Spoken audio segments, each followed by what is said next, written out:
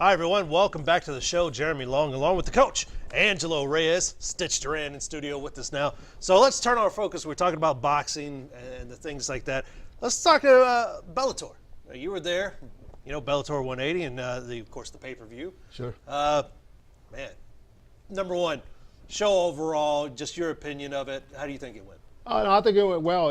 For Bellator doing their first pay-per-view, Right. it was very smooth running, which was nice. And there's one fight after another, and everything backstage was organized, and the fans were happy they got there early. Right. So I was happy for Scott. I've known Scott for many, many years from the Bay Area when my fighters used to fight under his card Right. before Strikeforce. And it really hurt my heart when Fedor was supposed to fight Matt in San Jose, and that's his home, basically my home too, and that fight falls off right at the weigh-ins.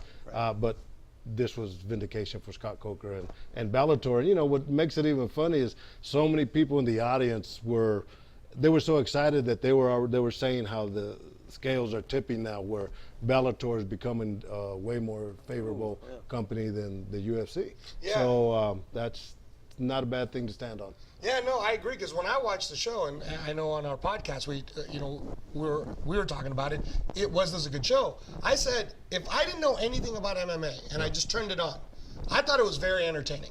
From the bottom all the way to the top, there was a lot of drama. There was a lot of different things that was happening. There's good action. If you're an MMA purist, you saw some really good high-level stuff. And then if you're just kind of like, oh, I've kind of heard of that Chael Sonnen guy. And I've kind of heard of that Vanderlei Silva guy. Still, I thought, Chael Sonnen's entertaining. Like when he talks and stuff like that. So your takeaway from being there, being a part of this historic Madison Square Garden event, what was some of your favorite parts? Well, my favorite parts is me going back. My book, From the Fields to the Garden, my ultimate goal was to make it to the Garden, and I've been there for now both boxing and MMA. I was there New Year's Eve for the World Series of Fighting and MMA, so I've done them both.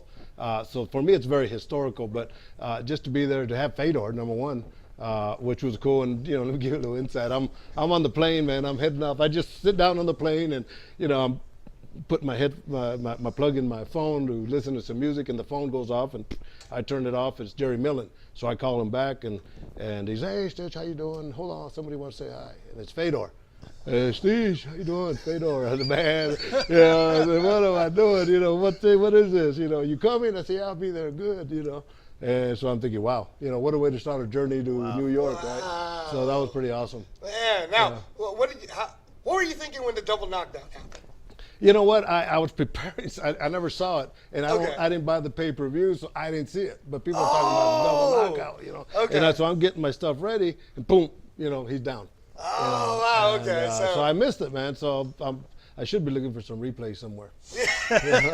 You can find them. You can find It's them a at crazy Cagesiders, moment. actually. I think that we're going to have the replay. We gotta look at it. Right. And now talking about, we kind of mentioned in our break here, talking about Michael Chandler and his ankle injury and things like that. From your point of view, what does that look? I mean, does it take any legitimacy away from Brett Primus Being the champ. from being the champ? Yeah, that's a good question. I have to think about that. No, a champion's a champion, and we all know in this game, all it takes is one shot to change the course of the game. Right. So you're asking me a question. I said I always prepare for the worst case scenario, Right. and that's a worst case scenario. It happens. Right. So you have to accept it. Accept the chips where they fall. Right. No, and how about, I know there was the women's card earlier, but then the Aaron Pico thing, and we talked about this too. We did. I thought everybody's being a little hard on the kid because he fought a very good Zach Freeman, right? It wasn't like some bum or somebody that's just going to get beat up. And again, you put so much hype into that kid. In a way, John Morgan said it to us too. He said, it's almost good that he lost, because now the pressure's off. Just go out and be yourself. What did you think of that, Stitch? Well, I was totally surprised.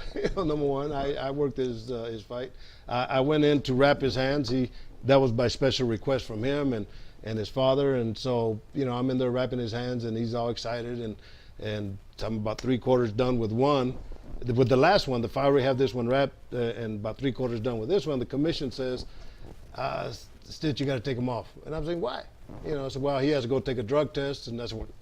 can he do it with his wraps? Because now you got to cut them off. So I had to cut them off, and now there's a time frame, right? Because I'm going to be working the Phil Davis fight, but he's gone like 20 minutes, man, and it would take me 15 to wrap a hand, so I would have time. But once you start getting to 20, 25 minutes, then it took way too long to take a drug test. Number one, he comes in, and I just don't have the time. So through training, he's been wrapping his own hands. So I left him the equipment, the gauze and tape and scissors for him to wrap his hands. But that kind of threw it off right from there. It started off on a negative note. Okay. Yeah. See. And but he took that uppercut, man, and that's the one that dropped Klitschko. Yes. And that's what uppercut is devastating. Yeah. He just took an uppercut. That's happens, right, Stitch? Absolutely. 4-ounce gloves. I mean, this was my whole point about even the Mayweather-McGregor, which we want to just get your quick thought on. But this was my whole point, was that if it was 4-ounce gloves, yes, anything is possible. Yeah. The minute you start increasing it, though, it's a little bit harder, but getting hit is getting hit. Oh, yeah. Now, listen, you get hit with 8 or 10-ounce gloves with that uppercut. Look at Klitschko. Look at Klitschko. Right. That's it. I tell you, it's all hitting the bump. And unlike in boxing, where he would have gotten an 8 count and would have had a chance to survive it, it's a MMA fight, and then the guy got him on a guillotine right away, and that was the close. Yeah, so, you're right. So moving on, before we end, just real fast, Mayweather-McGregor. Oh, God. Your thoughts, real quick. It's going to be the hype is definitely going to be bigger than the fight. I think the hype is obvious. I went to the Ward Kovalov fight, and I did like 10 interviews. And none of them were about Ward and Kovalov. They were all about Mayweather and McGregor, because I'm one of the few guys that's been in both sports. But either way, man, I'd be happy just to have a ticket to be there. Better yet, to work one of the undercards. Just it's like the old Tyson days, man. When he used to fight, it used to be a circus in itself within the hotel, and I think we're going to find that. So if just to end this, McGregor says, "Stitch Duran, I want you to work my corner." Yes? Be a smart man. There you go. Well, mic drop. There we go. That's how you end it. Call him, Connor. You need it. Yeah, you need all the help you can get. Okay. That's me just saying. What, you that. choked, man? No, man? I did. I choked Jeremy myself. choked, man. All right, we're going to toss our next commercial break. When we come back, more Stitch Duran. Stay with us, and I'll get the frog out of my throat.